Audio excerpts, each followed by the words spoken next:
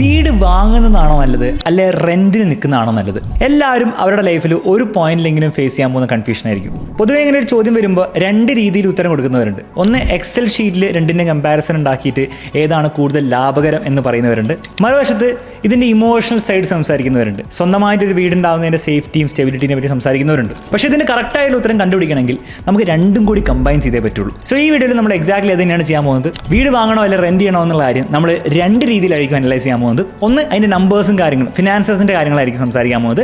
രണ്ടാമത്തെ കാര്യം അതിൻ്റെ ഇമോഷണൽ ഭാഗവും പ്രാക്ടിക്കൽ വശമാണ്. ഇനി നിങ്ങൾ ഈ വീഡിയോൻ്റെ അവസാനം വരെ നിൽക്കുകയാണെങ്കിൽ ഒരു കാര്യം നിങ്ങൾക്ക് വളരെ ക്ലിയർ ആയിരിക്കും. ചോദ്യം ബൈ ഓർ റെന്റ് പോലുമല്ല. ബൈ ചെയ്യുകയാണെങ്കിൽ എങ്ങനെ ബൈ ചെയ്യുന്നു, എന്തിന് ബൈ ചെയ്യുന്നു എന്നും, റെന്റ് ചെയ്യുകയാണെങ്കിൽ എന്തിന് ചെയ്യുന്നു എന്നും, അതെങ്ങനെ ചെയ്യുന്നു എന്നുള്ള കാര്യമാണ് കൂടുതൽ മാറ്റർ ചെയ്യുക. അപ്പോൾ അത് മനസ്സിലാക്കാൻ വേണ്ടി നമുക്ക് വീഡിയോ സ്റ്റാർട്ട് ചെയ്യാം. സ്റ്റാർട്ട് ചെയ്യുന്നതിന് മുമ്പ് കൂടുതൽ പേഴ്സണൽ ഫിനാൻസ് ബേസ്ഡ് ആയിട്ടുള്ള വീഡിയോസ് ഇതുപോലെ ഇനി വേണമെങ്കിൽ തീർച്ചയായിട്ടും നമ്മുടെ ചാനൽ ഇപ്പോൾ തന്നെ സബ്സ്ക്രൈബ് ചെയ്യാം. അപ്പോൾ നമുക്ക് ആദ്യം ഇതിൻ്റെ ഫിനാൻഷ്യൽ ഭാഗം നോക്കാം. അതിനുശേഷം നമുക്ക് ഇതിൻ്റെ ഇമോഷണൽ ആൻഡ് പ്രാക്ടിക്കൽ ഭാഗങ്ങൾ നോക്കാം. അപ്പോൾ ഇതിനു വേണ്ടി ഒരാളുടെ എക്സാമ്പിൾ എടുക്കാം. അപ്പോൾ ഇയാളുടെ പ്രായം 30 വയസ്സാണ്. ഇയാളൊരു വീട് വാങ്ങാൻ ആഗ്രഹിക്കുന്നുണ്ട്. ആ വീടിൻ്റെ കോസ്റ്റ് വരെ 40 ലക്ഷമാണ്. അപ്പോൾ ലാൻഡും കാര്യങ്ങളൊക്കെ ഇൻക്ലൂഡഡ് ആയിട്ട് ഒരു സാധാരണ ഒരു വീടാണ് ഇയാൾ ആഗ്രഹിക്കുന്നത്.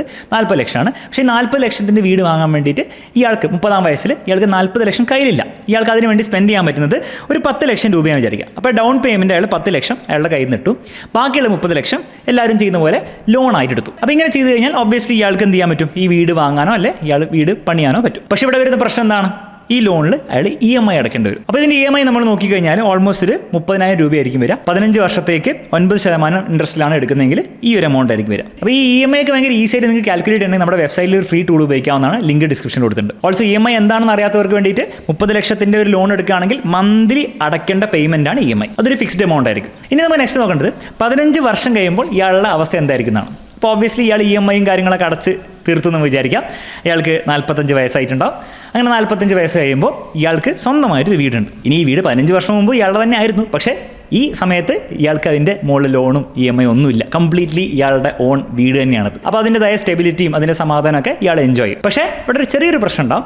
അയാൾ നല്ലൊരു ശതമാനം അയാളുടെ ഇൻകം EMI അടച്ച് തീർക്കാനും വേണ്ടി സ്പെൻഡ് ചെയ്തുകൊണ്ട് തന്നെ ഇയാൾ ഉണ്ടാക്കിയ റിട്ടയർമെൻറ്റ് കോർപ്പസ് കാര്യമായിട്ടൊന്നും ഉണ്ടാവില്ല. അപ്പോൾ ഒബ്വിയസ്ലി ഇവിടെ ഓരോ ആൾക്കാരുടെ സിറ്റുവേഷൻ ഡിപ്പെൻഡ് ചെയ്യും. ഫോർ എക്സാമ്പിൾ 30,000 രൂപ EMI ആണെങ്കിൽ ഒരാളുടെ ശമ്പളം പക്ഷേ 1.5 ലക്ഷം രൂപയാണെങ്കിൽ അപ്പോൾ കാര്യമായിട്ട് റിട്ടയർമെൻറ്റ് കോർപ്പസ് ചിലപ്പോൾ ഉണ്ടാക്കിയിട്ടുണ്ടാവും. പക്ഷേ ഒരു ആവറേജ് കേസ് നമ്മൾ എടുത്തു നോക്കുകയാണെങ്കിൽ കാര്യമായിട്ട് അങ്ങനെ റിട്ടയർമെൻറ്റ് കോർപ്പസ് ഒന്നും ഉണ്ടാക്കിയിട്ടുണ്ടാവില്ല. അപ്പോൾ നിങ്ങൾക്ക് വേണമെങ്കിൽ പറയാം നമ്മുടെ ഈ സാലറി കൂടിക്കൊണ്ട് വന്നാലോ? ഒബ്വിയസ്ലി സാലറി കൂടിക്കൊണ്ട് വന്നാൽ ഇതിനുള്ള ചാൻസ് ഉണ്ട്. പക്ഷെ അവിടെ നിങ്ങൾ മനസ്സിലാക്കേണ്ട കാര്യം ചിലപ്പോൾ സാലറി കൂടുന്നതനുസരിച്ച് ലൈഫ് സ്റ്റൈൽ പൊതുവെ കൂടും. അപ്പോൾ എക്സ്പെൻസ് അങ്ങനെ കൂടാൻ ചാൻസ് ഉണ്ട്. ഇതുകൂടാതെ കുട്ടികൾ ഉണ്ടാവുകയാണെങ്കിൽ കുട്ടികളുടെ ചിലവ്, അവരുടെ എഡ്യൂക്കേഷന് വേണ്ടിയുള്ള ചിലവ്, അവരുടെ ഫ്യൂച്ചറിന് വേണ്ടിയിട്ടുള്ള സേവിങ്സും കാര്യങ്ങളും ചെയ്യേണ്ടി വരും. അത് ഈ റിട്ടയർമെൻറ്റ് കോർപ്പസിൽ കൂട്ടാൻ പറ്റില്ല. ആൻഡ് ലാസ്റ്റ് കാര്യം നിങ്ങൾ കാറും ബൈക്കും അങ്ങനത്തെ കാര്യങ്ങളൊക്കെ ഒരാളുടെ ലൈഫ് സ്പാനിൽ വാങ്ങുന്നുണ്ടെങ്കിൽ അങ്ങനത്തെ കാര്യങ്ങളൊക്കെ വരുന്നുണ്ടാവും. അപ്പോൾ അതുകൊണ്ട് തന്നെ റിട്ടയർമെൻറ്റ് കോർപ്പസ് ഉണ്ടാവില്ല, അല്ലെ സേവിങ്സ് വേറെ ഉണ്ടാവില്ല എന്നല്ല. പക്ഷെ അത് കുറച്ച് കുറവായിരിക്കും. ഭയങ്കര കാര്യമായിട്ടുള്ളൊരു റിട്ടയർമെൻറ്റിന് വേണ്ടിയുള്ള സേവിങ്സ് ഇദ്ദേഹത്തിന് 45-ാം വയസ്സിൽ ഉണ്ടാക്കാൻ പറ്റണമെന്നില്ല due to this high EMI. ഇനി നമുക്ക് നെക്സ്റ്റ് നോക്കേണ്ടത് ഇങ്ങനത്തെ ഒരാൾ തന്നെ ഇതേ ഇൻകമും ഇതേ ഏജ് പ്രൊഫൈലൊക്കെ ഉള്ള ആൾ ഒരു വീട് റെൻറ്റിനാണ് എടുക്കുന്നതെങ്കിൽ എന്തായിരിക്കും സംഭവിക്കുക? അപ്പോൾ റെൻറ്റ് നമ്മളിവിടെ അസ്യൂം ചെയ്തിട്ട് എന്നിട്ട് 10,000 രൂപയാണ് റെൻറ്റ് ഇയാൾ പേ ചെയ്യുന്നത്. അങ്ങനത്തെ ഒരു വീടാണ് ഇയാൾ എടുത്തിരിക്കുന്നത്. ബാക്കി 10,000 രൂപ, അതായത് 30,000 രൂപ അയാൾ ലോൺ എടുക്കുകയാണ് EMI അടക്കണമായിരുന്നു. അത് ഇയാളുടെ കേസിൽ ഇയാൾ അടക്കേണ്ട ആവശ്യമില്ല. 15 റെൻറ്റിന് വേണ്ടി പോയി. ബാക്കിയുള്ള 15 സെയിം ആളാണെങ്കിൽ ആ 15 ഇയാൾക്ക് എന്ത് ചെയ്യാൻ പറ്റും? ഒബ്വിയസ്ലി ഇയാൾക്ക് ഇൻവെസ്റ്റ് ചെയ്യാൻ പറ്റും. ഇനി ഓരോ ആൾക്കാരും ഓരോ രീതിയിലും ഓരോ സ്ഥലങ്ങളിലായിരിക്കും ഇൻവെസ്റ്റ് ചെയ്യുക. പക്ഷേ നമുക്ക് വിചാരിക്കാം ഇയാൾ നല്ലോണം ഫിനാൻഷ്യൽ പ്രൊഡക്ട്സിനെ പറ്റിയിട്ടും മ്യൂച്വൽ ഫണ്ട്സിനെ പറ്റിയിട്ടും സ്റ്റോക്സിനെ പറ്റിയിട്ടും അത്യാവശ്യം ഒരു വിവരമുള്ള ഒരാളാണ്. അതുകൊണ്ട് തന്നെ ഇയാൾ ലോങ് ടേമിലേക്ക് മ്യൂച്വൽ ഫണ്ടിലാണ് ഇൻവെസ്റ്റ് ചെയ്തത്. എല്ലാ പൈസയും അല്ല, അയാളുടെ നല്ലൊരു ശതമാനം പൈസ മ്യൂച്വൽ ഫണ്ടിലേക്ക് ഇൻവെസ്റ്റ് ചെയ്യുന്ന വിചാരിക്കാം. അപ്പോൾ അങ്ങനെയാണെങ്കിൽ ലോങ് ടേമിൽ നല്ലൊരു റിട്ടേൺസ് നമുക്ക് അസ്യൂം ചെയ്യാം. അപ്പോൾ 10% ഒക്കെ ടാക്സേഷന് ശേഷം തന്നെ നമുക്ക് റിട്ടേൺസ് അസ്യൂം ചെയ്യാവുന്നതാണ്, പ്രത്യേകിച്ച് ഈ ലോങ് ടൈം ഹൊറൈസൺ ഉള്ളതുകൊണ്ട്. അപ്പോൾ അങ്ങനെ ഈ 10,000 രൂപ ഇയാൾ SIP ത്രൂ ഒരു 10% റിട്ടേൺസ് കിട്ടുന്ന മ്യൂച്വൽ ഫണ്ടിലോ അല്ലെ ഒരു സ്കീമിൽ ഇൻവെസ്റ്റ് ചെയ്തു. അങ്ങനെയാണെങ്കിൽ 15 വർഷം കഴിയുമ്പോൾ ഇയാളുടെ സ്ഥിതി എന്തായിരിക്കും നമുക്ക് നോക്കാം. ഫസ്റ്റ് കാര്യം, ഇയാൾക്ക് വീടുണ്ടാവില്ല. ഇയാൾ സ്റ്റിൽ റെൻറ്റ് ചെയ്തുകൊണ്ടിരിക്കുകയായിരിക്കും ചെയ്യുന്നത്. അപ്പോൾ അതിൻ്റെ സ്റ്റെബിലിറ്റി ഒന്നും ഉണ്ടാവില്ല. പക്ഷേ അതേസമയം ഇയാൾക്ക് വേറൊരു കാര്യത്തിൻ്റെ സ്റ്റെബിലിറ്റി ഉണ്ട്. ദാറ്റ് ഈസ് ഇയാൾ ഒരു റിട്ടയർമെൻറ്റ് കോർപ്പസ് ഉണ്ടാക്കിയിട്ടുണ്ടാവും. റിട്ടയർമെൻറ്റ് കോർപ്പസ് 2 രീതിയിലായിരിക്കും ഉണ്ടാവുക. ഒന്ന്, ഈ SIP 10,000 രൂപ ചെയ്തതിൻ്റെ അത് ഈ സമയമാകുമ്പോഴത്തേക്കും 60 ലക്ഷം രൂപയായിട്ടുണ്ടാവും. മാസമാണ് SIP ചെയ്യുന്ന കാര്യം മനസ്സിലാക്കണം. അതുകൂടാതെ നമ്മൾ നേരത്തെ കേസിൽ ആ വീട് വാങ്ങുന്ന കേസിൽ ആദ്യം ഇയാളുടെ അടുത്ത് ഒരു 10 ലക്ഷം ഉണ്ടായിരുന്നു പറഞ്ഞല്ലോ. ആ 10 ലക്ഷം ഇയാൾക്കും ഉണ്ടാവും. ആ 10 ലക്ഷം ഇയാൾ 10% റിട്ടേൺസ് കിട്ടുന്ന ഒരു അസറ്റിലാണ് ഇൻവെസ്റ്റ് ചെയ്തതെങ്കിൽ ആ 10 ലക്ഷം ഇപ്പോൾ 40 ലക്ഷം ആയിട്ടുണ്ടാവും 15 വർഷത്തിന് ശേഷം. അപ്പോൾ ടോട്ടൽ അയാളുടെ കയ്യിലുള്ള പൈസ ഓൾമോസ്റ്റ് 1 crore ആയിരിക്കും. ഇനി മനസ്സിലാക്കേണ്ട കാര്യം, ഇതൊന്നും ഐഡിയലായിട്ട് നടക്കാൻ പോകുന്ന കാര്യമല്ല. ചിലപ്പോൾ ഈ 10% പരുന്നായിരിക്കും, ചിലപ്പോൾ 12 ആയിരിക്കും, ചിലപ്പോൾ 8 ആയിരിക്കും, ചിലപ്പോൾ 9 ആയിരിക്കും. പക്ഷേ ലോങ് ടേമിൽ നമുക്ക് ഇങ്ങനെ ഒരു അസംഷൻ ചെയ്തിട്ട് എന്തെങ്കിലും ഡിസിഷൻ എടുക്കാൻ പറ്റുള്ളൂ. അതുകൊണ്ടാണ് ഇങ്ങനെ ചെയ്യുന്നത്. അപ്പോൾ അങ്ങനെ വരികയാണെങ്കിൽ ഇയാളുടെ കയ്യിൽ 1 കോടി രൂപയായിരിക്കും ഉണ്ടാവും. അപ്പോൾ റിട്ടയർമെൻറ്റ് പ്ലാനിങ് പോയിന്റ് ഓഫ് വ്യൂന്ന് ഇയാൾക്ക് വലിയൊരു അഡ്വാൻറ്റേജ് ഉണ്ട്. കാരണം ഈ 1 കോടി രൂപ 45 വയസ്സിലുണ്ടെങ്കിൽ ഇനി അത് നല്ല രീതിയിൽ 2, 3, 4 കോടിയൊക്കെ ആക്കാൻ വേണ്ടിയിട്ട് ഇയാൾക്ക് കുറച്ചും കൂടി റിലേറ്റീവ്ലി ഈസി ആയിരിക്കും. പക്ഷേ അവിടെ ഡിസഡ്വാൻറ്റേജ് അയാളുടെ വീടും കാര്യങ്ങളൊന്നും ഇല്ല. അതുകൊണ്ട് തന്നെ റെൻറ്റ് ചെയ്തുകൊണ്ടിരിക്കേണ്ടി വരും. മാത്രമല്ല ആ ഒരു സ്റ്റെബിലിറ്റി, ഫീലിംഗ് ഓഫ് സ്റ്റെബിലിറ്റിയും കാര്യങ്ങളൊന്നും ഉണ്ടാവില്ല. അപ്പോൾ വേണം നിങ്ങൾ ആലോചിക്കും, അങ്ങനെയാണ് ഇയാൾക്ക് ഈ സമയത്ത് വീട് വാങ്ങിച്ചാൽ പോരെ. കാരണം വീടിൻ്റെ പൈസ അന്നത്തെ രീതിയിലൊക്കെ നോക്കുകയാണെങ്കിൽ 40 ലക്ഷമല്ലേ ഉള്ളൂ. അപ്പോൾ 40 ലക്ഷം വീട് ഇയാൾക്ക് സുഖമായിട്ട് വാങ്ങിച്ചൂടെ. പക്ഷെ അവിടെ നിങ്ങൾ മനസ്സിലാക്കണം, ഇൻഫ്ലേഷൻ എന്ന് പറഞ്ഞ സംഗതിയുണ്ട്. അതായത് അന്നത്തെ 40 ലക്ഷം, 15 വർഷം മുമ്പുള്ള 40 ലക്ഷമുള്ള വീട് ഇന്നും 40 ലക്ഷം ആയിരിക്കില്ല. അപ്പോൾ ആ വീട് നമുക്ക് എത്ര വില കൂടിയിട്ടുണ്ടാവും എന്നുള്ള കാര്യം നോക്കാം. അപ്പോൾ നമ്മളിവിടെ അസ്യൂം ചെയ്തിരിക്കുന്നത് ഓരോ വർഷം 5% വീടിൻ്റെ വില കൂടുന്നുള്ള കാര്യമാണ്. അങ്ങനെ 15 വർഷം കഴിയുമ്പോൾ അങ്ങനെ വീടിൻ്റെ വില കൂടിക്കൊണ്ടിരുന്നാൽ ഓൾമോസ്റ്റ് 80 ലക്ഷം രൂപയായിട്ടുണ്ട് ആ വീട്. അപ്പോൾ വേണമെങ്കിൽ ഇയാൾക്ക് എന്ത് ചെയ്യാം, 80 ലക്ഷം രൂപയ്ക്ക് ഇയാളുടെ വീട് വാങ്ങാം. ആൻഡ് 20 lakhs ഇയാളുടെ കയ്യിൽ തന്നെ നിൽക്കുന്നതായിരിക്കും. അപ്പോൾ ഈ ഒരു രീതിയിൽ നിങ്ങൾ ആലോചിക്കുമ്പോൾ നിങ്ങൾക്ക് ചിലപ്പോൾ തോന്നും റെൻറ്റ് ചെയ്യുന്നതാണ് ലാഭം. കാരണം കൂടുതൽ പൈസ അവസാനം കിട്ടുകയും ചെയ്തു. മാത്രമല്ല അന്ന് വാങ്ങാൻ ആഗ്രഹിച്ച വീട്, അല്ല അതുപോലത്തെ അതേ ലെവലിലുള്ള ഒരു വീട് ഇന്ന് അയാൾക്ക് സ്വന്തമായിരിക്കും. അപ്പോൾ പിന്നെ ഭയങ്കര ഒബ്വിയസ് ആണ്, ഈ ഒരു മെത്തേഡാണ് എളുപ്പം. പക്ഷേ ആ ഒരു കൺക്ലൂഷനിലേക്ക് നിങ്ങൾ നേരെ ചാടാൻ വരട്ടെ. കാരണം ഇതിൽ ചെറിയ മാറ്റം കൊണ്ടുവന്നു കഴിഞ്ഞാൽ, അതായത് ഈ 10% നമ്മൾ അസ്യൂം ചെയ്ത റിട്ടേൺസ് 9%, ഈ വില വർധന 5-6% കൂട്ടിയാൽ മൊത്തം കാൽക്കുലേഷൻ മാറും. അത് നിങ്ങൾക്ക് ഇവിടെ കാണാവുന്നതാണ്. 9% റിട്ടേൺസ് കിട്ടുള്ളൂ എങ്കിൽ, വിച്ച് ഇസ് ഓൾസോ പോസിബിലിറ്റി. കാരണം 10% കൃത്യം കിട്ടും നമുക്ക് ഒരിക്കലും പറയാൻ പറ്റില്ല. പ്രത്യേകിച്ച് സ്റ്റോക്ക് മാർക്കറ്റൊക്കെ അടുത്ത 15 വർഷത്തിൽ എക്സാക്ട്ലി എങ്ങനെ പെർഫോം ചെയ്യും നമുക്ക് ഒരിക്കലും പറയാൻ പറ്റില്ല. അപ്പോൾ 9% കിട്ടുന്നെങ്കിൽ അയാളുടെ സേവിങ്സ് കുറഞ്ഞിട്ട് 90 lakhs ആവും. അതേസമയം വീടിൻ്റെ വില 6% വീതമാണ് കൂടിക്കൊണ്ടിരിക്കുന്നെങ്കിൽ അത് 95 ലക്ഷം ആയിരിക്കും. അപ്പോൾ ഈ ഒരു കാൽക്കുലേഷൻ പ്രകാരം നോക്കുമ്പോൾ ഇയാൾക്ക് അന്ന് തന്നെ വീട് വാങ്ങുന്നതായിരുന്നു കുറച്ചുകൂടി ലാഭം. കാരണം ഇന്ന് അതേപോലത്തെ ഒരു വീട് വാങ്ങണമെങ്കിൽ ആക്ച്വലി ഇയാൾ കൂടുതൽ പൈസ ഇയാളുടെ സേവിങ്സിൻ്റെ പുറമെ എടുത്ത് സ്പെൻഡ് ചെയ്യേണ്ടി വരും. അതായത് ബേസിക്കലി ഞാൻ പറയാൻ ഉദ്ദേശിക്കുന്നത് എത്രയേ ഉള്ളൂ, ഈ നമ്പേഴ്സ് അങ്ങോട്ടും ഇങ്ങോട്ടും ചെറുതായിട്ട് മാറിയാൽ റെൻറ്റിങ് ആയിരിക്കും ചിലപ്പോൾ കൂടുതൽ നല്ലത്, ചിലപ്പോൾ ബൈയിങ് ആയിരിക്കും കൂടുതൽ നല്ലത്. അത് അങ്ങോട്ടും ഇങ്ങോട്ടും ഫ്ലിപ്പ് ചെയ്യാൻ വലിയ വ്യത്യാസം വേണ്ട എന്നുള്ള സത്യം കൂടെ നിങ്ങൾ മനസ്സിലാക്കണം. കാരണം പ്രാക്ടിക്കലി സ്പീക്കിംഗ് നിങ്ങൾ കുറച്ചും കൂടി ഒരു നാട്ടിൻ പ്രദേശത്തൊക്കെയാണ് വീടൊക്കെ വാങ്ങുന്നെങ്കിൽ മേ ബി 5% പോലും ചിലപ്പോൾ ഉണ്ടാവില്ല അപ്രീസിയേഷൻ ഓരോ വർഷം. എന്നാൽ നിങ്ങൾ സിറ്റി ഏരിയയിലേക്ക് വരുമ്പോൾ, അല്ലെങ്കിൽ അതിൽ തന്നെ നല്ല ഏരിയാസിലേക്ക് വരുമ്പോൾ ചിലപ്പോൾ 6% പോലും ആയിരിക്കില്ല, അതിൽ കൂടുതലായിരിക്കും ചിലപ്പോൾ പ്രോപ്പർട്ടി അപ്രീസിയേഷൻ്റെ റേറ്റ് ഉണ്ടാവുക. അപ്പോൾ ഈ ഒരു കാര്യം വേണം നിങ്ങൾക്ക് കുറച്ചും കൂടി പ്രോപ്പറായിട്ട് നോക്കണമെങ്കിൽ നമ്മളൊരു ഫ്രീ ഫിനാൻഷ്യൽ കാൽക്കുലേറ്റർ ഉണ്ടാക്കിയിട്ടുണ്ട്. ബൈ വേഴ്സസ് റെൻറ്റിന് നമ്മുടെ വെബ്സൈറ്റിൽ കൊടുത്തിട്ടുണ്ട്, ലിങ്ക് ഡിസ്ക്രിപ്ഷൻ ഇട്ടിട്ടുണ്ട്. അതിൽ നിങ്ങൾക്ക് കൊണ്ടുപോയി നിങ്ങളുടെ കറക്റ്റ് നമ്പേഴ്സ് ഇട്ട് കൊടുക്കാം. അപ്പോൾ ഇതിൽ നിങ്ങളുടെ ഉദ്ദേശിക്കുന്ന റെൻറ്റ്, നിങ്ങളുടെ ഇപ്പോഴത്തെ ഏജ്, നിങ്ങൾ വാങ്ങാൻ ഉദ്ദേശിക്കുന്ന വീടിൻ്റെ വില, അതിൻ്റെ EMI കാര്യങ്ങളൊക്കെ ഇട്ട് കൊടുത്താൽ ഏതാണ് ഫിനാൻഷ്യലി നോക്കുമ്പോൾ നിങ്ങൾക്ക് കുറച്ചുകൂടി ബെറ്റർ എന്നുള്ള കാര്യം ആ കാൽക്കുലേറ്റർ വെച്ച് കൃത്യമായി കണ്ടുപിടിക്കാവുന്നുള്ളൂ. അപ്പോൾ ആ ഒരു കാര്യം നമ്മുടെ കാൽക്കുലേറ്റർ വെച്ച് തീർച്ചയായിട്ടും നിങ്ങൾ ട്രൈ നോക്കുക. എന്നിട്ട് അതിൻ്റെ അടിസ്ഥാനത്തിൽ ബൈ ആണോ റെൻ്റ് ആണോ കൂടുതൽ ലാഭകരം എന്നുള്ള കാര്യം കമൻറ്റ് ബോക്സിൽ കമൻറ്റ് ചെയ്യാം. പക്ഷേ ഇവിടെ ഒരു ചെറിയ പ്രശ്നമുണ്ട്. ഈ പറഞ്ഞ കാര്യങ്ങളൊക്കെ വെറും നമ്പേഴ്സിൻ്റെ കാര്യമാണ്. അതിൽ തന്നെ ഞാൻ നിങ്ങളോട് പറഞ്ഞു, അങ്ങോട്ടും ഇങ്ങോട്ടും ചെറിയ ഡിഫറൻസ് വന്നാൽ തന്നെ ഈ മൊത്തം കാര്യം അങ്ങോട്ടും ഇങ്ങോട്ടും മാറും. അപ്പോൾ അതുകൊണ്ട് തന്നെ ഒരു ബേസിക് ഐഡിയ കിട്ടാൻ വേണ്ടിയിട്ട് നമുക്ക് ഈ ഫിനാൻഷ്യൽ കാൽക്കുലേറ്ററും കാര്യങ്ങളും ഉപയോഗിക്കാം. പക്ഷേ ഒരു ഡിസിഷൻ എടുക്കുന്നതിന് മുമ്പ് നമ്മൾ ഈ ഫിനാൻഷ്യൽ അല്ലാത്ത കാര്യങ്ങൾ, നമ്മുടെ പ്രാക്ടിക്കൽ വശവും ഇമോഷണൽ വശവും നമ്മൾ കൺസിഡർ ചെയ്യണം. അപ്പോൾ അതിൽ നമുക്ക് ബൈയിങ്, ഒരു വീട് വാങ്ങുകയാണെങ്കിൽ നമുക്ക് ഉണ്ടാകുന്ന കുറേ അഡ്വാൻറ്റേജസ് ഉണ്ട്. ആ അഡ്വാൻറ്റേജസ് എന്താണെന്നുള്ളത് ആദ്യം നോക്കാം. ഹലോ എവ്രിവൺ, അപ്പോൾ നിങ്ങൾക്ക് മ്യൂച്വൽ ഫണ്ടിൽ ഇൻവെസ്റ്റ് ചെയ്യാൻ ആഗ്രഹമുണ്ട്. എന്നാൽ എങ്ങനെയാണ് മ്യൂച്വൽ ഫണ്ട് പിക്ക് ചെയ്യേണ്ടത്, ഏത് ഫണ്ട്സാണ് നിങ്ങൾക്ക് ഏറ്റവും നന്നാവുക എന്നുള്ള കാര്യം നിങ്ങൾക്ക് കൃത്യമായിട്ട് അറിയില്ലെങ്കിൽ ഈ കാര്യം വളരെ സിമ്പിളായിട്ട് മനസ്സിലാക്കാൻ വേണ്ടിയിട്ട് നമ്മളൊരു കോഴ്സ് ലോഞ്ച് ചെയ്തിട്ടുണ്ട്. കോഴ്സിൻ്റെ പേര് മ്യൂച്വൽ ഫണ്ട് മെയ്ഡ് ഈസി എന്നാണ്. ഈ ഒരു കോഴ്സിൽ ഏറ്റവും ബിഗിനർ ലെവലിൽ നിന്ന് സ്റ്റാർട്ട് ചെയ്ത് എന്താണ് മ്യൂച്വൽ ഫണ്ട് എന്നും എങ്ങനെയാണ് നല്ലൊരു മ്യൂച്വൽ ഫണ്ട് പിക്ക് ചെയ്യേണ്ടതെന്നും, മാത്രമല്ല ഈ മ്യൂച്വൽ ഫണ്ട്സ് ലോങ് ടേമിൽ നിങ്ങൾക്ക് വെൽത്ത് ഉണ്ടാക്കാൻ വേണ്ടി എങ്ങനെ യൂസ് ചെയ്യണം എന്നുള്ള കാര്യം വളരെ ഡീറ്റെയിൽ ആയിട്ട് നമ്മൾ കവർ ചെയ്യുന്നുണ്ട്. ഈ ഒരു കോഴ്സിലൂടെ മ്യൂച്വൽ ഫണ്ട്സ് ശരിക്കും മനസ്സിലാക്കുകയും അതുവഴി അതിന്റെ മാക്സിമം ബെനിഫിറ്റ് നിങ്ങൾക്ക് ലൈഫിൽ കിട്ടണമെങ്കിൽ തീർച്ചയായും നമ്മുടെ കോഴ്സിൽ ജോയിൻ ചെയ്യുക. ലിങ്ക് ഡിസ്ക്രിപ്ഷനിൽ കൊടുത്തിട്ടുണ്ട്. ഇതുകൂടാതെ ഞങ്ങളുടെ പേഴ്സണൽ പോർട്ട്ഫോളിയോ ഡീറ്റെയിൽസും അതിൽ നമ്മൾ എന്തൊക്കെയാണ് ആക്ഷൻസ് ഓരോ മാസം എടുക്കുന്ന കാര്യവും, അതുപോലെ തന്നെ സ്റ്റോക്ക് മാർക്കറ്റിന്റെ കറന്റ് സിറ്റുവേഷന്റെ അടിസ്ഥാനത്തിൽ എങ്ങനെ ഓരോ തീരുമാനങ്ങൾ എടുക്കണം എന്നുള്ള കാര്യം നമ്മൾ സെപ്പറേറ്റ് വീഡിയോസ് ആയിട്ട് നമ്മുടെ മെമ്പർഷിപ്പ് കമ്മ്യൂണിറ്റി കൊടുക്കുന്നുണ്ട്. സോ ഇങ്ങനത്തെ എക്സ്ക്ലൂസീവ് കണ്ടന്റ് നിങ്ങൾക്ക് വേണമെങ്കിൽ നമ്മുടെ മെമ്പർ കമ്മ്യൂണിറ്റിയിൽ ജോയിൻ ചെയ്യാവുന്നതാണ്. ഒരു മാസം നിങ്ങൾ ജോയിൻ ചെയ്ത് നോക്കിയിട്ട് നിങ്ങൾക്ക് ബെനിഫിറ്റ് ഉണ്ടെങ്കിൽ തീർച്ചയായും കണ്ടിന്യൂ ആവുന്നതാണ്. ഫസ്റ്റ് അഡ്വാൻറ്റേജ് ഭയങ്കര ഓബ്വിയസ് ആയിട്ടുള്ള അഡ്വാൻറ്റേജ് ആണ് 100% സ്റ്റെബിലിറ്റി.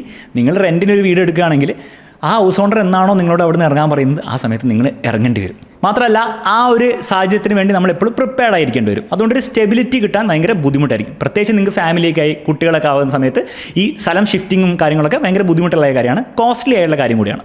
രണ്ടാമത്തെ കാര്യമാണ് ഫിനാൻഷ്യൽ ഡിസിപ്ലിൻ. നിങ്ങൾ നിങ്ങളുടെ 20s വിചാരിക്കുക. മാത്രമല്ല നിങ്ങൾക്ക് അങ്ങനെ ഭയങ്കര സേവ് ചെയ്യാനുള്ള ടെൻഡൻസിയും അല്ല അങ്ങനത്തെ ഒരു ഹാബിറ്റും കാര്യങ്ങളൊന്നും ഇല്ല. അപ്പോൾ നിങ്ങൾ വീട് വാങ്ങുന്നതിന് വരെ നിങ്ങൾ റെൻ്റൊക്കെ എടുത്ത് ജീവിക്കുകയാണ്, നിങ്ങളുടെ അടുത്ത് കുറേ പൈസ എക്സ്ട്രാ വരും.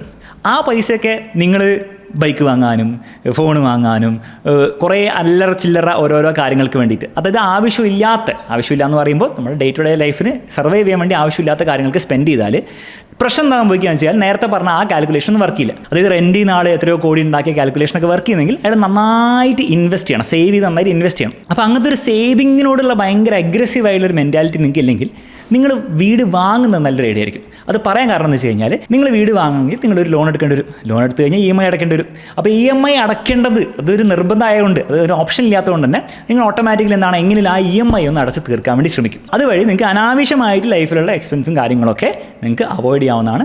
മാത്രമല്ല മേ ബി 15 years കഴിയുമ്പോഴത്തേക്കും നിങ്ങളുടെ ലൈഫിൽ നല്ലൊരു സ്റ്റെബിലിറ്റി ഉണ്ടാവും. അപ്പോൾ നിങ്ങൾക്ക് ജനറലി ഫിനാൻഷ്യൽ ഡിസിപ്ലിനും കാര്യങ്ങളും കുറവായിട്ടുള്ള ഒരാളാണെങ്കിൽ നിങ്ങൾ വീട് വാങ്ങുന്നതായിരിക്കും ലോങ് ടേമിൽ നിങ്ങൾക്ക് മൊത്തത്തിൽ നല്ലത്. മൂന്നാമത്തെ കാര്യമാണ്, നിങ്ങൾ വീട് വാങ്ങാതെ നിങ്ങൾ വീട് റെൻറ്റിനൊക്കെ എടുത്തിട്ട് അങ്ങനെ താമസിച്ച് ബാക്കിയുള്ള പൈസ നിങ്ങൾ ലോ ഈൽഡ്, അതായത് ലോ റിട്ടേൺസ് കിട്ടുന്ന ബാങ്ക് FD ആയിക്കോട്ടെ, പോസ്റ്റ് ഓഫീസ് ഡെപ്പോസിറ്റ് ആയിക്കോട്ടെ, അങ്ങനത്തെ സ്ഥലങ്ങളിലാണ് ഇടുന്നതെങ്കിൽ നിങ്ങൾക്ക് ഈ പറഞ്ഞ റെൻറ്റ് ചെയ്തുകൊണ്ടുള്ള അഡ്വാൻറ്റേജ് ഒന്നും ഉണ്ടാകുന്നില്ല. നിങ്ങൾക്ക് ആ അഡ്വാൻറ്റേജ് ഉണ്ടാവണമെങ്കിൽ ഞാൻ നേരത്തെ പറഞ്ഞ പോലെ തന്നെ നിങ്ങൾ മിനിമം ഒരു 9-10% എങ്കിലും റിട്ടേൺസ് ഉണ്ടാക്കുന്ന സ്ഥലങ്ങളിൽ വേണം ഇടാൻ വേണ്ടിയിട്ട്. അതിപ്പോൾ ഇന്ത്യയിൽ നമ്മൾ നോക്കുകയാണെങ്കിൽ ഒന്നെങ്കിൽ സ്റ്റോക്ക് മാർക്കറ്റിൽ ഇടാം, അല്ലെങ്കിൽ കുറച്ചുകൂടി സേഫ് ആയിട്ട് നിങ്ങൾക്ക് ഇടണമെങ്കിൽ സ്റ്റോക്സ് ഡയറക്റ്റ് പിക്ക് ചെയ്യാതെ നിങ്ങൾക്ക് മ്യൂച്വൽ ഫണ്ട്സിൽ ഇടാവുന്നതാണ്. അതല്ലെങ്കിൽ ഇതിൻ്റെ എല്ലാം കോമ്പിനേഷൻ അസറ്റ് അലൊക്കേഷൻ ഫോളോ ചെയ്തിട്ട്, അസറ്റ് അലൊക്കേഷൻ എന്താണെന്ന് അറിയില്ല, ഈ വീട് തീർച്ചയായും കാണാം, എല്ലാവരും ചെയ്യേണ്ട ഒരു കാര്യമാണ്. അപ്പോൾ അതൊക്കെ ഫോളോ ചെയ്തിട്ട് ഒരു 10% റിട്ടേൺസ് ഒക്കെ ഉണ്ടാക്കിയാൽ മാത്രമേ നിങ്ങൾക്ക് ആ റെൻറ്റ് ചെയ്യുന്നതുകൊണ്ടൊരു അഡ്വാൻറ്റേജ് ഉള്ളൂ. നേരെ മറിച്ച് നിങ്ങൾ ഇങ്ങനത്തെ വളരെ സേഫ് ആയുള്ള അസറ്റ്സിലൊക്കെയാണ് ഇടാൻ പോകുന്നതെങ്കിൽ എപ്പോഴും നിങ്ങൾ വീട് വാങ്ങുന്നതായിരിക്കും നല്ലത്. കാരണം ഈ സേഫ് ആയുള്ള അസറ്റ്സ് സേഫ് ആണെങ്കിൽ പോലും അതിന് ഗ്രോത്തിന് വളരെ നല്ലതല്ല. നിങ്ങൾ ആഫ്റ്റർ ടാക്സ് നോക്കുകയാണെങ്കിൽ ഒരു 5-6% ഒക്കെ മാക്സിമം ഇവിടുന്ന് കിട്ടാൻ പോകുന്നുള്ളൂ. ആ 5-6% ഈ വീടിൻ്റെ പ്രൈസ് കൂടുന്നെങ്കിൽ അവസാനം നിങ്ങൾ നോക്കുമ്പോൾ വീട് വാങ്ങുന്നതായിരുന്നു ബെറ്റർ എന്നുള്ളതായി നിങ്ങൾക്ക് തോന്നും. അപ്പോൾ ഇങ്ങനെ ലോ ഈൽഡ് ഇൻവെസ്റ്റ്മെൻറ്റ്സ് ആണ് നിങ്ങൾ ചെയ്യാൻ പ്ലാൻ ചെയ്യുന്നതെങ്കിൽ നിങ്ങൾ ആദ്യം തന്നെ വീട് വാങ്ങുന്നതായിരിക്കും കുറച്ചുകൂടി നല്ലത്. ആൻഡ് ലാസ്റ്റ് കാര്യമാണ്, ഇതൊരു ഇമോഷണൽ സാധനമാണ്. വീട് വാങ്ങി അത് സ്വന്തമായിട്ടുള്ള വീടും കൂടി ആണെങ്കിൽ ഒരു പ്രൈഡും കാര്യങ്ങളൊക്കെ ആയിരിക്കും. മാത്രമല്ല മൊത്തത്തിൽ നിങ്ങൾക്കും നിങ്ങളുടെ ഫാമിലിയിലും ഔട്ട്സൈഡ് ഫാമിലിയൊക്കെ ഒരു വാല്യൂ കിട്ടും. പൊതുവേ നമ്മുടെ കേരളത്തിൻ്റെ കൾച്ചർ പ്രകാരം സ്വന്തമായിട്ട് വീടുള്ള ആളെ കുറച്ചുകൂടി റെസ്പെക്റ്റും കാര്യങ്ങളൊക്കെ ഉണ്ടാവും. അപ്പോൾ അതൊക്കെ നിങ്ങൾ വാല്യൂ ചെയ്യുന്നുണ്ടെങ്കിൽ ഓബ്വിയസ്ലി വീട് നല്ലതായിരിക്കും. മാത്രമല്ല എല്ലാത്തിനുപരി ഒരു ഫീലിംഗ് ഓഫ് സേഫ്റ്റി. അപ്പോൾ ആ ഒരു ഫീലിംഗ് ഓഫ് സേഫ്റ്റി വേണമെങ്കിൽ ആരും നിങ്ങളോട് ഇറങ്ങാൻ പറയില്ല, നിങ്ങളുടെ സ്വന്തമായിട്ടുള്ള വീടാണ്, അതും നിങ്ങൾ വാല്യൂ ചെയ്യുന്നുണ്ടെങ്കിൽ മേ ബി വീട് വാങ്ങുന്നതായിരിക്കും നല്ലത്. അപ്പോൾ ഇത്രയും കാര്യങ്ങളാണ് നേരത്തെ തന്നെ വീട് വാങ്ങുന്നതിൻ്റെ അല്ലെ ഉണ്ടാക്കുന്നതിൻ്റെ അഡ്വാൻറ്റേജ്. ഇനി അഡ്വാൻറ്റേജ് മാത്രമല്ല ഇതിന് ഡിസഡ്വാൻറ്റേജുകളുണ്ട്. അത് നമുക്ക് ഓരോന്നായിട്ട് നോക്കാം. ഫസ്റ്റ് കാര്യമാണ് റിട്ടയർമെൻറ്റ് പ്ലാനിങ് ഒരു സെക്കൻഡ് പ്രയോറിറ്റിയായി മാറും. 45 വയസ്സ് കഴിയുമ്പോൾ നിങ്ങളുടെ അടുത്ത് വീടുണ്ടാവും, പക്ഷേ എത്ര പൈസ നിങ്ങൾക്ക് റിട്ടയർമെൻറ്റ് സേവിങ്സ് ആയിട്ടുണ്ടാവും. ഇന്നത്തെ കാലത്ത് ആ റിട്ടയർമെൻറ്റ് സേവിങ്സ് വളരെ ഇമ്പോർട്ടൻ്റ് ആണെന്നുള്ള കാര്യം നിങ്ങൾക്ക് അറിയായിരിക്കും. കാരണം വേൾഡ് മാറിക്കൊണ്ടിരിക്കുകയാണ്. ഈ റിട്ടയർമെൻറ്റ് ഏജ് പണ്ടത്തെ പോലെ 60-65 ലെവലിലല്ല പോയിക്കൊണ്ടിരിക്കുന്നത്.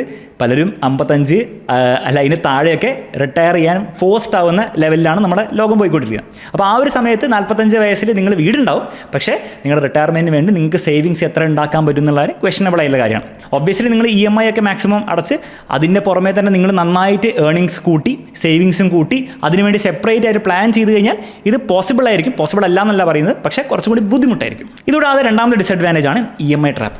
അതായത് നിങ്ങൾ EMIയുടെ കാര്യം നമ്മൾ നോക്കിയപ്പം നമ്മൾ ആ EMI 30,000 രൂപ കണ്ടത്. അപ്പോൾ നിങ്ങൾ ആലോചിച്ച് നോക്ക്, നമ്മൾ ആദ്യം പറഞ്ഞ എക്സാമ്പിളിൽ 30 ലക്ഷത്തിൻ്റെ ലോൺ എടുത്തത്, അപ്പോഴാണ് 30,000 രൂപ EMI വന്നത്. പക്ഷേ നമുക്ക് കുറച്ചുകൂടി അടിപൊളി വീട് വെക്കണം എന്ന് ആഗ്രഹം ഉണ്ടെങ്കിലോ, അപ്പോൾ ചിലപ്പോൾ നിങ്ങൾ 60 ലക്ഷം 70 ലക്ഷത്തിൻ്റെ ലോണൊക്കെ ആയിരിക്കും എടുക്കുക. അങ്ങനെ ചെയ്യുന്നവർ വരുന്നുണ്ട്. അപ്പോൾ അങ്ങനെയൊക്കെ എടുത്തു പോയി കഴിഞ്ഞാൽ ഒരു പക്ഷേ പറ്റുകയെന്ന് വെച്ച് കഴിഞ്ഞാൽ നിങ്ങളുടെ EMI ഭയങ്കര കൂടുതലായിരിക്കും. മേ ബി നിങ്ങളുടെ സാലറീൻ്റെ അടുത്തൊക്കെ വരാൻ ചാൻസ് ഉണ്ട്. അങ്ങനെ വന്നാൽ 2 പ്രശ്നങ്ങളുണ്ടാവും. ഒന്ന്, നിങ്ങൾ EMI അടയ്ക്കാൻ വേണ്ടി നിങ്ങൾ സ്ട്രഗിൾ ചെയ്യും. അത് വലിയൊരു ട്രാപ്പ് പോലെ നിങ്ങൾക്ക് തോന്നും. കാരണം നിങ്ങൾക്ക് വേറെ സേവിങ്സ് ഒന്നും ഉണ്ടാവില്ല. എന്ന് മാത്രമല്ല ഈവൻ നിങ്ങളുടെ ഡേ ടു ഡേ എക്സ്പെൻസ് പോലും നിങ്ങൾക്ക് എന്താണ് കവർ ചെയ്യാൻ വേണ്ടിയുള്ള പൈസ ഉണ്ടാവാൻ ചിലപ്പോൾ അങ്ങനത്തെ ഇല്ലാത്തൊരവസ്ഥയ്ക്ക് വരാൻ ചാൻസ് ഉണ്ട്. മാത്രമല്ല ഇവിടെ ശ്രദ്ധിക്കേണ്ട മറ്റൊരു കാര്യം എന്ന് വെച്ചാൽ നിങ്ങൾക്ക് സ്റ്റേബിൾ ആയിട്ടുള്ള ജോലി ഉണ്ട് എന്നുള്ള അസംഷനിലാണ് ഈ EMI ഒക്കെ അടയ്ക്കാൻ നിങ്ങൾ തീരുമാനിക്കുന്നത്. അല്ലെ 30,000 രൂപ മാസം അടയ്ക്കണമെങ്കിൽ സ്റ്റേബിൾ ആയിട്ടുള്ള ജോലി ഉണ്ടായിരിക്കണം, സ്റ്റേബിൾ ആയിട്ടുള്ള സാലറി കിട്ടുന്നത്. അതിൽ എന്തെങ്കിലും ഒരു കാൽക്കുലേഷനിൽ തെറ്റ് വന്നു കഴിഞ്ഞാൽ അല്ലെ ജോലി ഇല്ലാത്ത ഒരവസ്ഥ വന്നു കഴിഞ്ഞാൽ ഈ EMI ഒരു വലിയ ട്രാപ്പാവും. അപ്പോൾ അങ്ങനെ വീടിന് വേണ്ടിയിട്ട് വലിയ ലോണൊക്കെ എടുത്ത് വലിയ EMI ഒക്കെ ആയി ട്രാപ്പിൽ വിടുന്ന കുറേ ആൾക്കാർ നമ്മുടെ കേരളത്തിലുണ്ട്. അപ്പോൾ അങ്ങനെ ഒരു ഡിസഡ്വാൻറ്റേജ് ഉണ്ട്. അപ്പോൾ തീർച്ചയായും ഇങ്ങനെ വീട് എടുക്കുന്നവർ ആ EMIയുടെ എമൗണ്ട് നമുക്ക് സർവീസ് ചെയ്യാൻ പറ്റുമോ, അടയ്ക്കാൻ പറ്റുമോ എന്നുള്ള കാര്യം തീർച്ചയായും ചിന്തിക്കേണ്ട ഒരു കാര്യമാണ്. മൂന്നാമത്തെ ഡിസഡ്വാൻറ്റേജ് ആണ് ലൊക്കേഷൻ ട്രാപ്പ്. നിങ്ങൾ ഒരു വീട് വാങ്ങുന്നുണ്ടെങ്കിൽ അല്ലെ പണിയുന്നുണ്ടെങ്കിൽ നിങ്ങളുടെ ജോലിയും ഒരു 10-15 വർഷത്തേക്കെങ്കിലും അതേ സ്ഥലത്ത് തന്നെ ആയിരിക്കും എന്നുള്ള കാര്യം നിങ്ങൾക്ക് ഉറപ്പില്ലെങ്കിൽ അതൊരു ട്രാപ്പായിരിക്കും. കാരണം ഫോർ എക്സാമ്പിൾ നിങ്ങൾ ഒരു വീട് കഷ്ടപ്പെട്ട് വാങ്ങിച്ചു, പക്ഷേ 5 വർഷം കഴിയുമ്പോൾ നിങ്ങൾ സ്ഥലത്തേക്ക് മാറാണ്. ഫോർ എക്സാമ്പിൾ നിങ്ങൾ കേരളത്തിൽ വർക്ക് ചെയ്യുന്ന ആളാണ്, നിങ്ങൾക്ക് ബാംഗ്ലൂരിലേക്ക് മാറേണ്ടി വരുന്നു. അപ്പോൾ നിങ്ങൾ ഈ വീട് എന്ത് ചെയ്യും? ഒബ്വിയസ്ലി നിങ്ങൾക്ക് വിൽക്കാവുന്ന ഒരു ഓപ്ഷൻ ഉണ്ട്, പക്ഷേ അതിന് വേണ്ടിയിട്ടല്ലോ നമ്മൾ കഷ്ടപ്പെട്ടത്, അതിന് വേണ്ടിയിട്ടല്ലോ EMI അടച്ചത്. അപ്പോൾ അങ്ങനത്തെ ഒരു ചാൻസ് ഉണ്ടെങ്കിൽ നിങ്ങൾ തീർച്ചയായിട്ടും ചിന്തിക്കണം, കാരണം അതൊരു ഡിസഡ്വാൻറ്റേജ് തന്നെയാണ്. ഇത് കൂടുതൽ എക്സ്ട്രീമിൽ വർക്ക് ചെയ്യുക, നിങ്ങൾ ഇന്ത്യ വിട്ടിട്ടൊക്കെ പോകുന്നുണ്ടെങ്കിൽ നിങ്ങൾക്ക് വലിയൊരു ഡിസഡ്വാൻറ്റേജ് ആയിരിക്കും നിങ്ങൾ ഏർലി നിങ്ങളുടെ ഏജിൽ തന്നെ ഈ വീട് വെക്കുക അല്ലെങ്കിൽ വീട് വാങ്ങുക എന്നുള്ള കാര്യം. നാലാമത്തെ ഡിസഡ്വാൻറ്റേജ് ആണ് നിങ്ങളുടെ റിസ്ക് ടേക്കിംഗ് കപ്പാസിറ്റി കുറയും. ഫോർ എക്സാമ്പിൾ നിങ്ങളുടെ 20s ബിസിനസ്സൊക്കെ ചെയ്യണം, അല്ലെങ്കിൽ ജോലി മാറണം, അങ്ങനെ കുറച്ച് അഡ്വഞ്ചറസ് ആയിട്ടുള്ള ഒരാളാണെങ്കിൽ നിങ്ങൾ നേരത്തെ തന്നെ ഇതുപോലത്തെ ലോണൊക്കെ എടുത്ത് വീട് പണിയുമ്പോഴുള്ള പ്രശ്നം നിങ്ങളുടെ ആ റിസ്ക് ടേക്കിംഗ് കപ്പാസിറ്റി, പുതിയ ബിസിനസ് ചെയ്യാനോ അല്ലെ അങ്ങനെ എന്തെങ്കിലും പുതിയ ട്രൈ ഔട്ട് ചെയ്യാനുള്ള കപ്പാസിറ്റി നിങ്ങൾക്ക് കുറയും. കാരണം നിങ്ങൾക്ക് ഇങ്ങനെ ലോൺ അടച്ച് തീർക്കണ്ടേ, അതിനുവേണ്ടി നിങ്ങൾക്ക് സ്റ്റേബിൾ ജോബ് വേണം. അപ്പോൾ അങ്ങനെ സ്റ്റേബിൾ ജോബ് വേണം, ആ ജോലി തന്നെ ചെയ്തുകൊണ്ടിരിക്കുക, അതിൽ തന്നെ ഇമ്പ്രൂവ് ചെയ്തുകൊണ്ടിരിക്കുക. അപ്പോൾ അങ്ങനെ ഒരു ട്രാപ്പിൽ, ആ ജോലി ട്രാപ്പിൽ പെട്ടുവാൻ ചാൻസ് ഉണ്ട്. ഇനി ഈ കാര്യം എല്ലാവർക്കും ട്രാപ്പ് ആവണമെന്നില്ല, ചിലർക്ക് അത് സ്റ്റെബിലിറ്റി ആയിരിക്കും. പക്ഷേ അങ്ങനത്തെ ഒരു ബിഹേവിയർ ഉള്ള ആളാണെങ്കിൽ, കുറച്ച് അഡ്വഞ്ചർ എടുക്കാൻ ആഗ്രഹമുള്ള ആളാണെങ്കിൽ ഒരു പക്ഷേ നിങ്ങൾക്ക് അഡ്വഞ്ചർ എടുക്കാനുള്ള ആ ഒരു എബിലിറ്റിയൊക്കെ ഒഴിവായി പോകും. അപ്പോൾ ഇത്രയും കാര്യങ്ങളാണ് വീട് വാങ്ങുന്ന സമയത്ത് നിങ്ങൾക്ക് ഉണ്ടാവാൻ സാധ്യതയുള്ള ഡിസഡ്വാൻറ്റേജ്. ഇനി നമുക്ക് ഈ അഡ്വാൻറ്റേജും ഡിസഡ്വാൻറ്റേജും ലിസ്റ്റ് ഉണ്ടാക്കിയിട്ട് ഇങ്ങനെ നോക്കിക്കൊണ്ടിരുന്നാൽ മാത്രം പോരാ, നമുക്കൊരു ഡിസിഷൻ എടുക്കണം. ആ ഡിസിഷൻ എടുക്കുമ്പോൾ നിങ്ങൾ ഇത്ര ആലോചിക്കേണ്ട ആവശ്യമുള്ളൂ, അഡ്വാൻറ്റേജ് ആണോ നിങ്ങൾക്ക് കൂടുതലുള്ളെങ്കിൽ നിങ്ങൾ വീട് വാങ്ങാം, ഡിസഡ്വാൻറ്റേജ് ആണ് നിങ്ങൾക്ക് കൂടുതൽ സീരിയസ് ആയിട്ട് തോന്നുമെങ്കിൽ നിങ്ങൾ മേ ബി റെൻറ്റ് ചെയ്യുന്നതായിരിക്കും നല്ലത്. ഇനി നിങ്ങൾ വാങ്ങാൻ തീരുമാനിച്ചു കഴിഞ്ഞാൽ നിങ്ങൾക്ക് കുറച്ച് കാര്യങ്ങൾ ശ്രദ്ധിച്ചാൽ തന്നെ ആ വാങ്ങുന്ന പരിപാടി കുറച്ചും കൂടി ലാഭകരവും സമാധാനപരമാക്കാൻ പറ്റും. അതെന്താണെന്നുള്ള കാര്യം നമുക്ക് നോക്കാം. ഫസ്റ്റ് കാര്യമാണ് നിങ്ങളുടെ EMI to income ratio. Generally personal ഫിനാൻസിൽ പറയുന്നത് നിങ്ങളുടെ ഈ വീടിന് വേണ്ടിയുള്ള EMI to income ratio less than 35% ആവുകയാണ് നല്ലത്. അതായത് ഫോർ എക്സാമ്പിൾ നിങ്ങളുടെ സാലറി 1 ലക്ഷം രൂപയാണെങ്കിൽ 35,000 രൂപയെക്കാളും ഹോം ലോണിൻ്റെ EMI ആവുന്നത് നല്ലൊരു കാര്യമല്ല.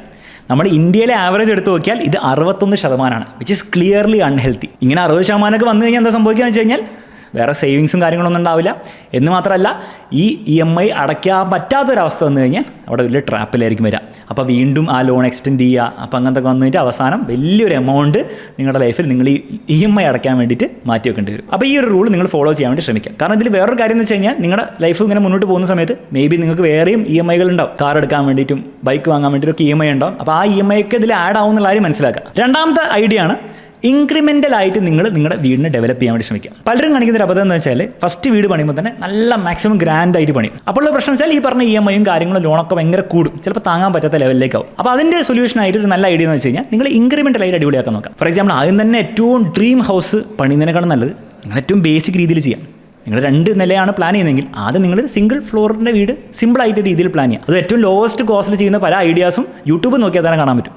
അപ്പോൾ അതൊക്കെ ഫോളോ ചെയ്തിട്ട് മാക്സിമം കോസ്റ്റ് കുറച്ച് ചെയ്യുക. എന്നിട്ട് മെല്ലെ നിങ്ങളുടെ ഇൻകം കൂടുന്നതനുസരിച്ച് നിങ്ങളുടെ ഫാമിലിയുടെ എണ്ണം കൂടുന്നതനുസരിച്ച് അല്ലെ നിങ്ങൾക്ക് കുറച്ചുകൂടി ഫെസിലിറ്റീസ് വേണം എന്ന് നിങ്ങൾക്ക് തോന്നുന്ന സമയത്ത് നിങ്ങളുടെ ഇൻകം കൂടി കൂടുകയാണെങ്കിൽ നിങ്ങൾക്ക് എന്ത് ചെയ്യാം, എക്സ്ട്രാ റൂമായിട്ടോ എക്സ്ട്രാ ഫ്ലോർ ആയിട്ടോ ഒക്കെ നിങ്ങൾക്ക് ചിന്തിക്കാവുന്നതാണ്. അപ്പോൾ you will be more comfortable. കാരണം നിങ്ങൾക്ക് ഇൻകം കൂടുന്നതനുസരിച്ചാണ് നിങ്ങൾ ഈ അപ്ഗ്രേഡ്സ് നിങ്ങളുടെ ലൈഫിൽ വരുത്തുന്നെങ്കിൽ. നേരെ മറിച്ച് ഇൻകം എന്തെങ്കിലും കൂടുന്നില്ല അല്ല അങ്ങനത്തെ എന്തെങ്കിലും ജോബ് റിലേറ്റഡ് ആയിട്ടുള്ള സ്റ്റെബിലിറ്റിക്ക് ബുദ്ധിമുട്ടുണ്ടെങ്കിൽ നിങ്ങൾ ട്രാപ്പിലാവില്ല. കാരണം നിങ്ങൾക്ക് ബേസിക് ആയിട്ട് വീട് പണിയുന്നതുകൊണ്ട് തന്നെ നിങ്ങൾക്ക് എന്താണ് EMIയും കാര്യങ്ങളൊക്കെ ഭയങ്കര കുറവായിരിക്കും. അപ്പോൾ നിങ്ങൾ ഒരിക്കലും ട്രാപ്പിലേക്ക് പോവില്ല. മൂന്നാമത്തെ കാര്യം എക്സ്ട്രീംലി ഇമ്പോർട്ടൻ്റ് ആയിട്ടുള്ള കാര്യമാണ്, നിങ്ങൾ വീട് വെക്കുകയാണെങ്കിലും ഒബ്വിയസ്ലി EMIയും കാര്യങ്ങളൊക്കെ ഉണ്ടാവും, വേറെ എക്സ്പെൻസും കാര്യങ്ങളൊക്കെ ഉണ്ടാവും. പക്ഷേ ഒരിക്കലും റിട്ടയർമെൻറ്റ് പ്ലാനിങ് 100% അവോയ്ഡ് ചെയ്യരുത്.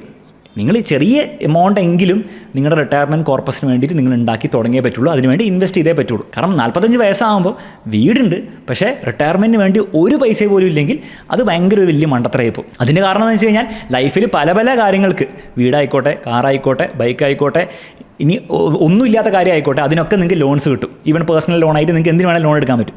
പക്ഷേ ഒരൊറ്റ കാര്യത്തിന് മാത്രം നിങ്ങൾക്ക് ലോൺ കിട്ടില്ല, വിച്ച് ഇസ് റിട്ടയർമെൻറ്റ്. നിങ്ങളുടെ റിട്ടയർമെൻറ്റ് ജീവിതം ജീവിക്കാൻ വേണ്ടിയിട്ട് ആരും നിങ്ങൾക്ക് ലോൺ തരാൻ പോകുന്നില്ല. അപ്പോൾ അതുകൊണ്ട് തന്നെ അത് ഉണ്ടാക്കേണ്ടത്, ആ പൈസ ഉണ്ടാക്കുന്നത് നിങ്ങളുടെ തന്നെ റെസ്പോൺസിബിലിറ്റിയാണ്. അപ്പോൾ അത് വീടും കാര്യങ്ങളും വാങ്ങുന്നുണ്ടെങ്കിൽ പോലും നിങ്ങൾ ചെറിയൊരു എമൗണ്ടെങ്കിലും മന്ത്ലി ഇൻവെസ്റ്റ്മെൻറ്റ് ചെയ്ത് ആ ഒരു റിട്ടയർമെൻറ്റ് കോർപ്പസ് പറ്റുന്നത്രയും ബിൽഡ് ചെയ്യാൻ വേണ്ടി ശ്രമിക്കുക. ബേസിക്കലി പറയാൻ ഉദ്ദേശിക്കുന്ന ഒരു കോൺഷ്യസ് പ്ലാനിങ് അതിന് വേണ്ടിയിട്ടുണ്ടാവണം. ലാസ്റ്റ് കാര്യം വളരെ ഇമ്പോർട്ടൻ്റ് ആയിട്ടുള്ള കാര്യമാണ്, വിച്ച് ഇസ് ടേം ഇൻഷുറൻസ്. നിങ്ങൾ ഇമാജിൻ ചെയ്യും, നിങ്ങൾ ഈ ലോണും EMI ഒക്കെ എടുത്തു, എന്നിട്ട് ഒരു 10 വർഷം കഴിയുമ്പോൾ അൺഫോർച്ചുനേറ്റ്ലി നിങ്ങൾ മരിച്ചുപോയി, നിങ്ങളില്ലാതായി. അപ്പോൾ ആ ഒരു സമയത്ത് നിങ്ങൾക്ക് ഡിപ്പെൻഡൻസ് ഉണ്ടെങ്കിൽ അവരെങ്ങനെ EMI അടയ്ക്കും? അവർ EMI അടയ്ക്കേണ്ടി വരില്ലേ? അവർക്കൊരു വീട് വേണ്ടി വരില്ലേ? അപ്പോൾ അതിനുള്ള സൊല്യൂഷൻ നിങ്ങൾ തീർച്ചയായും കാണണം. അതിന് ഏറ്റവും സിമ്പിൾ സൊല്യൂഷനാണ് ടേം ഇൻഷുറൻസ്. ടേം ഇൻഷുറൻസ് എന്ന് പറഞ്ഞാൽ ഏറ്റവും ബേസിക് ആയുള്ള ലൈഫ് ഇൻഷുറൻസ് ആണ്. ലൈഫ് ഇൻഷുറൻസിൽ തന്നെ കുറേ ടൈപ്പ് ഉണ്ട്. അതിൽ ജസ്റ്റ് ഇൻഷുറൻസ് മാത്രം തരുന്ന ഒരു ടൈപ്പ് ഓഫ് പോളിസിയാണ് ടേം ഇൻഷുറൻസ്. ഇനി ഞാനിത് പെയ്ഡ് പ്രൊമോഷനായിട്ട് പറയുന്നതല്ല, ഇത് ആക്ച്വലി ആവശ്യമുള്ള ഒരു കാര്യമാണ്. അപ്പോൾ ഇൻഷുറൻസുകളിൽ ഏറ്റവും ഇമ്പോർട്ടൻ്റ് ആയിട്ട് എല്ലാവർക്കും ഉണ്ടായിരിക്കേണ്ട 3 ടൈപ്പ് ഇൻഷുറൻസ് എന്താണെന്ന് മനസ്സിലാക്കണമെങ്കിൽ ഈ വീഡിയോ നിങ്ങൾ കാണണം. അപ്പോൾ വീട് വാങ്ങുന്ന സമയത്ത് നിങ്ങൾ ഈ കാര്യങ്ങൾ ശ്രദ്ധിച്ചാൽ നിങ്ങളുടെ വാങ്ങുന്ന പ്രോസസ്സ് കുറച്ചുകൂടി ലാഭകരമാവുകയും ചെയ്യും, നിങ്ങൾക്ക് കുറച്ചുകൂടി സമാധാനം ഉണ്ടാവുകയും ചെയ്യും. ഇനി നമുക്ക് നോക്കേണ്ട പോകേണ്ടത് റെൻറ്റ് ചെയ്യുമ്പോൾ ഇതുപോലെ ടിപ്സ് ഉണ്ട്. റെൻറ്റും നിങ്ങളുടെ ഇൻകമിൻ്റെ റേഷ്യോ ഓൾമോസ്റ്റ് 30% താഴെ ആവുന്നതായിരിക്കും നല്ലത്. റെൻറ്റ് ചെയ്യുകയാണെങ്കിൽ നിങ്ങൾ കാര്യമായിട്ട് അഗ്രസീവായിട്ട് സേവിങ്ങും ചെയ്യണം, ഇൻവെസ്റ്റ്മെൻറ്റും ചെയ്യണം. അല്ലെങ്കിൽ ആ റെൻറ്റ് ചെയ്യുന്നതിന് അഡ്വാൻറ്റേജ് ഒന്നുമില്ല. എന്ന് മാത്രമല്ല, നല്ല രീതിയിൽ ആ 10%, 9% റിട്ടേൺസ് ഒക്കെ ഉണ്ടാക്കണമെന്ന് ആഗ്രഹം ഉണ്ടെങ്കിൽ നിങ്ങൾ നിങ്ങളുടെ ഫിനാൻഷ്യൽ നോളജും കൂട്ടേണ്ടി വരും. അപ്പോൾ നിങ്ങൾ 20s നിങ്ങൾ അതിനെപ്പറ്റി കൂടുതൽ ഈ ചാനലൊക്കെ ഉപയോഗിച്ച് പഠിച്ച് അതിൻ്റെ നോളജ് നിങ്ങൾ കൂട്ടിയില്ലെങ്കിൽ ഒരിക്കലും നിങ്ങൾക്ക് 9-10% അടുത്ത് പോലും നിങ്ങൾക്ക് റിട്ടേൺസ് കിട്ടാൻ സാധ്യതയില്ല. എന്ന് മാത്രമല്ല, നിങ്ങൾ നന്നായിട്ട് ഇതിനെപ്പറ്റി പഠിച്ചു കഴിഞ്ഞാൽ 10% നിർത്തേണ്ട ഒരു ആവശ്യമില്ല. ലോങ് ടേമിൽ നിങ്ങൾക്ക് 12, 13, 14% റിട്ടേൺസ് കിട്ടാവുന്ന സംവിധാനങ്ങൾ ഉണ്ട്. അപ്പോൾ അതും കൂടി നിങ്ങൾ ലെവറേജ് ചെയ്ത് കഴിഞ്ഞാൽ നിങ്ങളുടെ ഫിനാൻഷ്യൽ പൊസിഷൻ നിങ്ങൾ റെൻറ്റ് ചെയ്തിട്ട് തന്നെ വലിയ ലെവലിലായിരിക്കും. നിങ്ങൾക്ക് നാളെ വലിയ ഗംഭീര വീടൊക്കെ വാങ്ങാനും അല്ലെ അങ്ങനത്തെ ഒരു ലൈഫ് സ്റ്റൈൽ ലീഡ് ചെയ്യാനുള്ള പോസിബിലിറ്റീസ് ഉണ്ടെന്നുള്ള കാര്യം മനസ്സിലാക്കാം. പക്ഷേ അതിന് നിങ്ങൾ നന്നായി ഇതിനെപ്പറ്റി പഠിക്കണം. അപ്പോൾ നമ്മൾ കുറച്ച് ടിപ്സും കാര്യങ്ങളും പറഞ്ഞു. ഇനി അവസാനം നിങ്ങൾ ഡിസിഷൻ എടുക്കാൻ വേണ്ടി തീരുമാനിക്കുക. അപ്പോൾ ആ ഡിസിഷൻ സിമ്പിൾ ആക്കാൻ വേണ്ടിയിട്ട് ഞാൻ കുറച്ച് കാര്യങ്ങൾ പറഞ്ഞുതരാം. നിങ്ങൾ ബൈ വേഴ്സസ് റെൻ്റ് ആണല്ലോ ചോദ്യം. നിങ്ങളുടെ പ്രഡിക്റ്റബിൾ സാലറി ആണെങ്കിൽ നിങ്ങൾക്ക് EMI പ്രോപ്പറായിട്ട് അടയ്ക്കാൻ പറ്റുമെങ്കിൽ, നിങ്ങളുടെ ലൊക്കേഷൻ പ്രഡിക്റ്റബിൾ ആണെങ്കിൽ ജനറലി ബൈ ആയിരിക്കും കുറച്ചുകൂടി നല്ലത്. ഇനി അതങ്ങനെ അല്ല എങ്കിൽ റെൻ്റ് ആയിരിക്കും കുറച്ചും കൂടി പൊതുവേ നല്ലത്. രണ്ടാമത്തെ കാര്യം, നിങ്ങൾക്ക് വീട് ഒരു ഇമോഷനാണ്, സ്വന്തമായിട്ട് വീട് ഓൺ ചെയ്യുന്ന ഇമോഷൻ ആണെങ്കിൽ ഒബ്വിയസ്ലി നിങ്ങൾ ബൈ ചെയ്തതിന് കൂടുതൽ പ്രിഫറൻസ് കൊടുക്കുക. ഇനി അതല്ല, നിങ്ങൾക്ക് നിങ്ങളുടെ റിട്ടയർമെൻറ്റ് സേവിങ്സും നിങ്ങൾക്ക് നാളെ ഉണ്ടാക്കാൻ പോകുന്ന പൈസ, ആ ഒരു പൈസയും ലൈഫ് സ്റ്റൈലും കാര്യങ്ങളാണ് നിങ്ങൾക്ക് കൂടുതൽ വാല്യൂബിൾ എങ്കിൽ നിങ്ങൾ കൂടുതൽ റെൻറ്റിങ് ചെയ്യുന്നതിനെ പറ്റി, പക്ഷേ renting with good investments, aggressive savings ചെയ്യുന്നതിനെ പറ്റി നിങ്ങൾക്ക് ചിന്തിക്കാവുന്നതാണ്. നിങ്ങളുടെ റിസ്ക് ആപ്പിറ്റൈറ്റ് കുറച്ച് കുറവാണെങ്കിൽ, നിങ്ങൾ സേഫ് ആയുള്ള ഇൻവെസ്റ്റ്മെൻറ്റ്സും കാര്യങ്ങളും ചെയ്യുന്നുള്ളൂവെങ്കിൽ നിങ്ങൾ ബൈ ചെയ്യുന്നതായിരിക്കും കുറച്ചുകൂടി നല്ലത്. അതിന് കാരണം വെച്ചാൽ നിങ്ങൾ റെൻറ്റ് ചെയ്തിട്ട് നിങ്ങളുടെ ബാക്കിയുള്ള സേവിങ്സിന് വളരെ ലോ റിട്ടേൺസ് കിട്ടുന്നുള്ളൂവെങ്കിൽ it doesn't make sense to rent, make sense to by.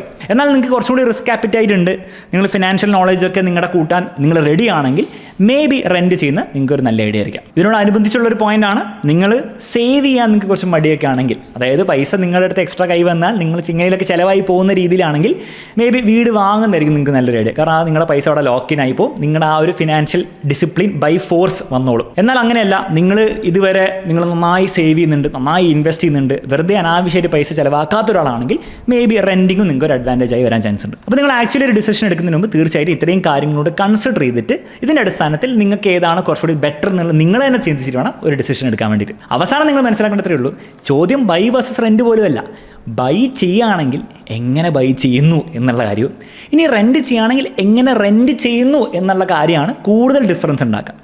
അതിൽ ബൈ വേഴ്സസ് റെൻറ്റ് എന്നുള്ള കാര്യം നിങ്ങൾക്ക് കുറച്ചും കൂടി ഈ പറഞ്ഞ കാര്യങ്ങളിൽ കംഫർട്ടബിൾ ഏതാണോ അത് ചൂസ് ചെയ്യുക. പക്ഷേ ആ ചോയ്സ് വെറുതെ എടുത്താൽ പോരാ, അതെങ്ങനെ നിങ്ങൾ എക്സിക്യൂട്ട് ചെയ്യുന്നുള്ള കാര്യമാണ് കൂടുതൽ നിങ്ങളുടെ ലൈഫിൽ മാറ്റർ ചെയ്യുക. ആ ഒരു കാര്യത്തിന് ഈ ഒരു വീഡിയോ നിങ്ങൾക്ക് യൂസ്ഫുൾ ആയി എന്ന് ഞാൻ വിചാരിക്കുന്നു. അങ്ങനെ യൂസ്ഫുൾ ആയെങ്കിൽ തീർച്ചയായും വീഡിയോ ലൈക്ക് ചെയ്യുക, കമൻറ്റ് ബോക്സിൽ ഒരു കമൻറ്റെങ്കിലും ഇടുക, മാക്സിമം ഫ്രണ്ട്സിന് ഷെയർ ചെയ്ത് കൊടുക്കാൻ പറ്റുമെങ്കിൽ ഷെയർ ചെയ്ത് കൊടുക്കുക. ഓൾസോ കൂടുതൽ ഇതുപോലത്തെ വീഡിയോസ് വേണമെങ്കിൽ തീർച്ചയായിട്ടും നമ്മുടെ ചാനൽ സബ്സ്ക്രൈബ് ചെയ്യുക. മറ്റൊരു വീഡിയോ നമുക്ക് വീണ്ടും കാണാം.